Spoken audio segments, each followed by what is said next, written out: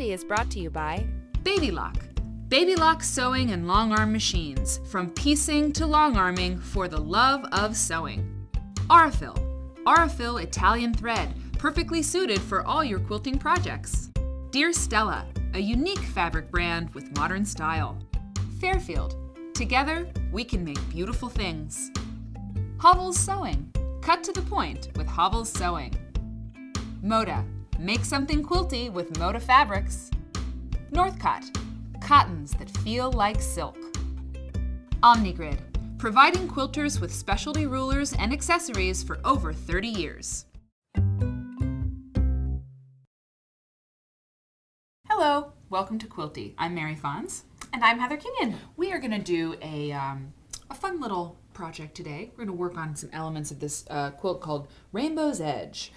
This was published in Modern Patchwork, and you can find it at the Modern Patchwork website. I'm not sure exactly which issue it was in, but I want to first, before we talk about the half square triangle, Heather, I want to talk about something that's at the bottom of this pattern. This down there says F&W Media Inc., all rights reserved. F&W Media grants permission for any or all pages in this PDF to be copied for personal use. What that means is, and we've done a show on rights before, but what that means is, well, Heather, tell me. Well, it means that you can print this pattern out, you can make photocopies for yourself, for your own studio, so that you have maybe one by your sewing machine and one by your cutting table. Yep. That's great, that's fine. That's great, but personal use means that you can make this for your kid, or you, or a friend, or a charity, or whatever. You can even enter your quilt in a show, but you have to credit the designer if you do that. And you can't make this quilt and say you designed it and sell it on an Etsy shop, or print the pattern out, change the format, and say it's yours. So personal use means use. Even print a whole bunch of them out and teach it as a class at your local quilt shop or whatever. That's not personal use. If you're making money on it and stuff, you really are not respecting the copyright. So now, the last thing I want to say about it, no disrespect to Jackie Kunkel, who designed this quilt, these are half square triangles set in rows. Simple building blocks that she put together in a specific way that makes it her quilt. Totally. The size that she chose, the colors that she chose, the way she chose to bind it, it is her design, obviously. And she submitted it, and it got into a magazine, and way to go. But, if you have an economy block quilt that you set on point, don't get upset if you see this similar quilt in a magazine. Right. Because I've had one quilt of my own published in a magazine. It's just squares and rectangles. Happens all the time. I did not invent squares and rectangles. Exactly. So, chill. But respect. Mad respect. Okay, let's talk about these little half square triangles that we need. There's so many ways to make them. There are. We are going to make them with these. Sure. Take me through this. These are quarter-inch seam markers. Right. The nice thing about this quilt is because it's scrappy, there are one fabric that's in... That's this way. One fabric that is in every single block. Yes. And so you cut the squares to the size that it says in the pattern. I don't remember off the top of my head what those are, but check your pattern. And then you cut another square of your colorful fabric. So we've got like a light neutral print here. I think there's white in the quilt, white solid. And then we have a pattern fabric. So that's what we're going to put together. Face them. Right sides together. And then you draw your line, and I'd flip it to the white because it's just easier to see. And this little seam marking guide, I'm going to use the big one, is really helpful in moments like this. Sure, you can do this with your regular ruler. You can. But, if you cut all your pieces out, you can just sit down, get some popcorn. You line up the center line on the ruler to the center. Oh, right, exactly. To the center of the points, and then you just draw your sewing line is what you're drawing on either side. So, because then you're going to cut these apart. You're going to cut them apart right down the middle.